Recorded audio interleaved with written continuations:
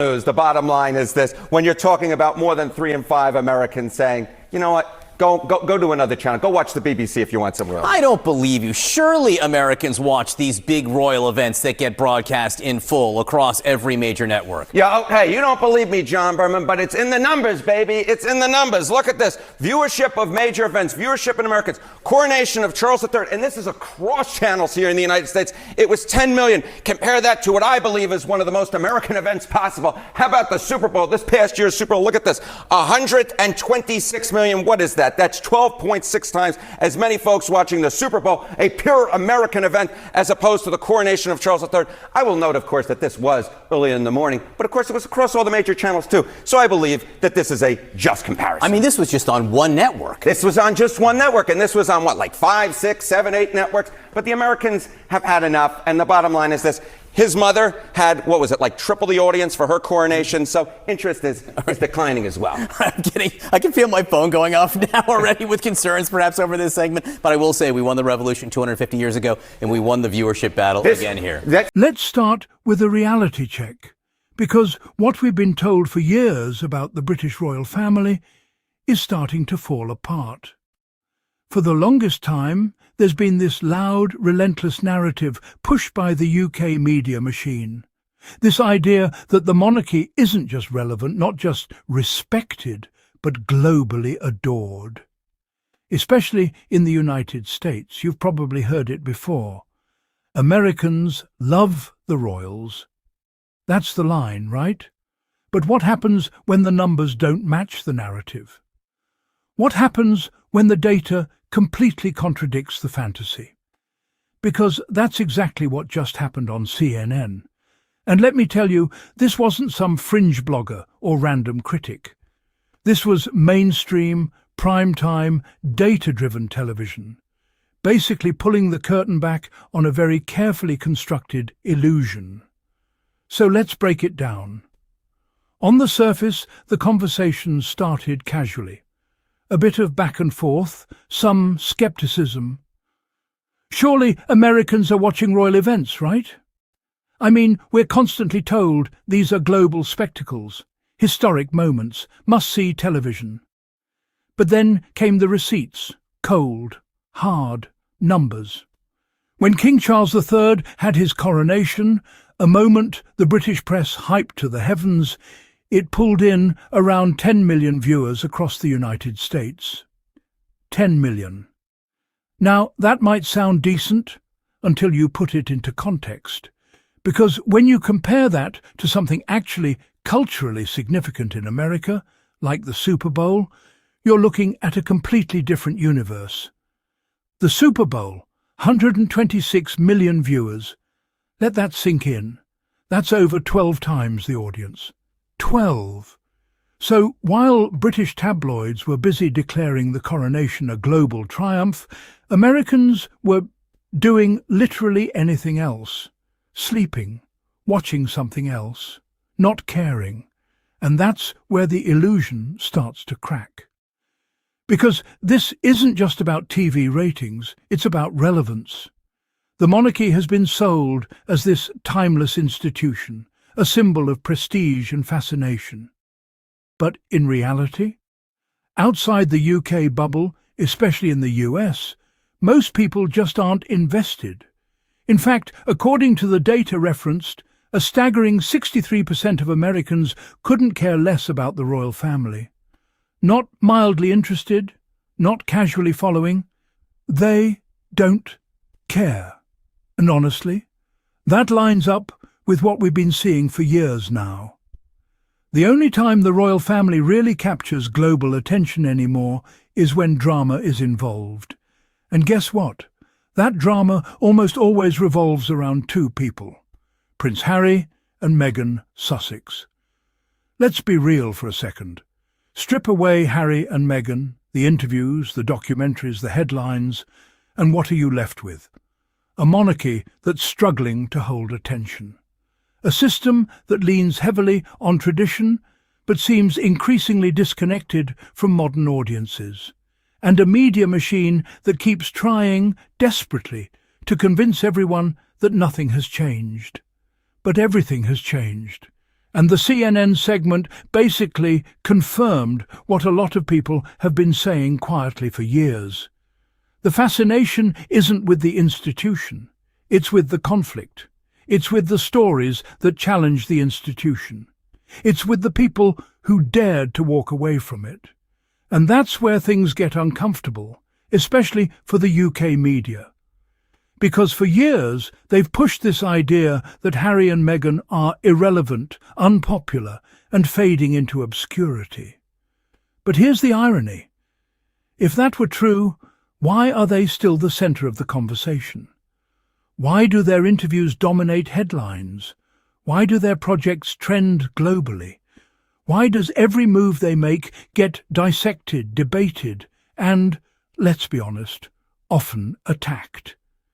You don't obsess over people who don't matter, and that's the contradiction at the heart of this whole thing.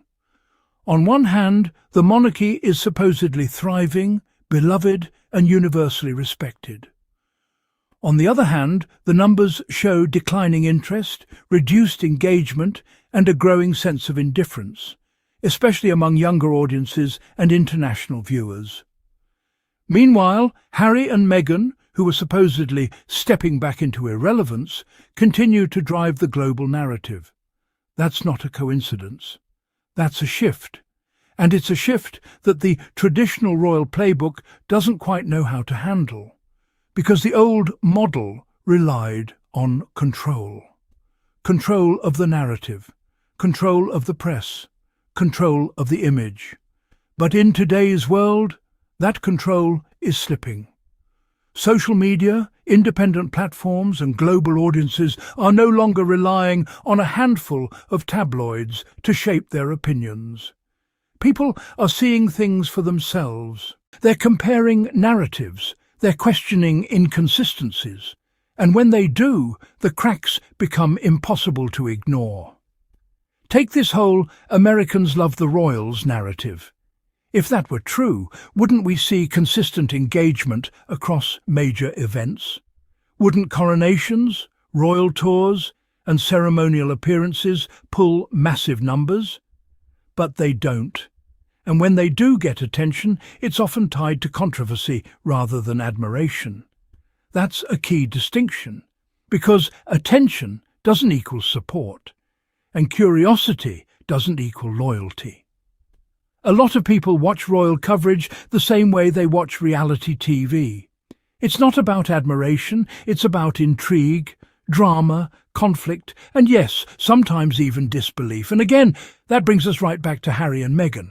Because whether the UK media likes it or not, they've become the most compelling part of the royal story. Not because they're trying to be, but because their experiences expose something deeper, something uncomfortable.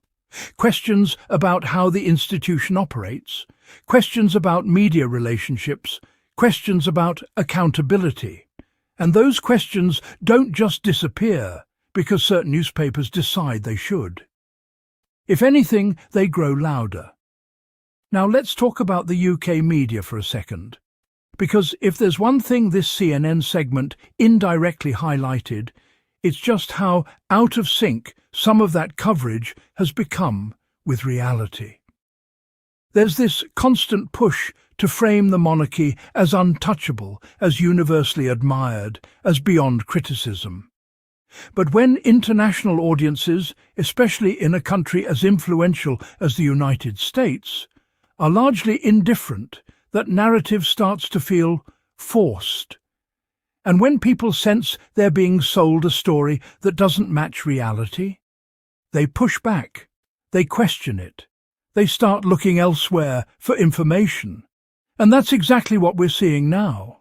A shift away from traditional gatekeepers, a rise in independent voices, and a growing willingness to challenge long-standing assumptions, including the idea that the monarchy is as globally relevant as it once was. Because here's the truth.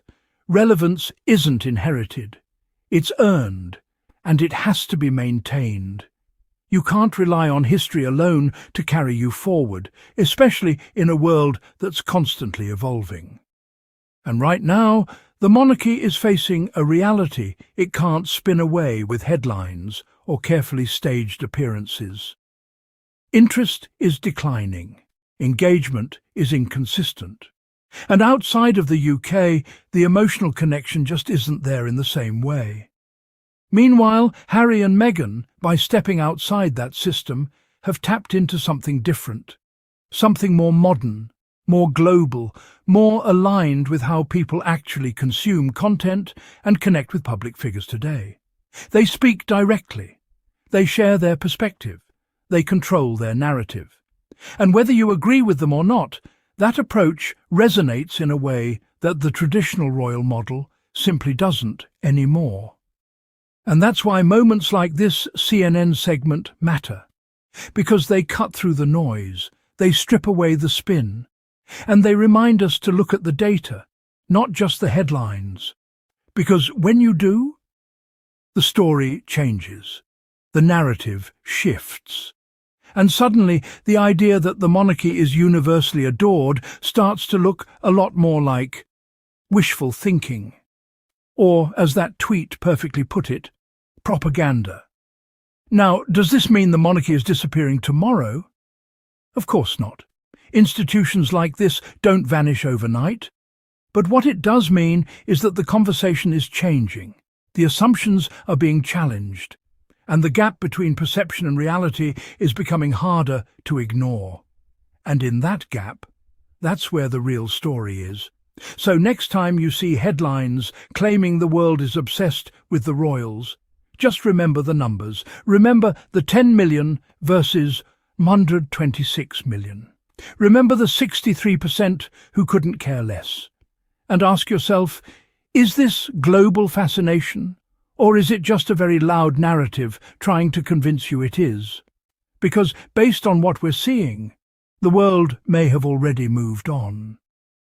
If you enjoyed this breakdown and want more real talk on the royal drama, media spin, and everything they don't want you to question, make sure you hit that subscribe button right now.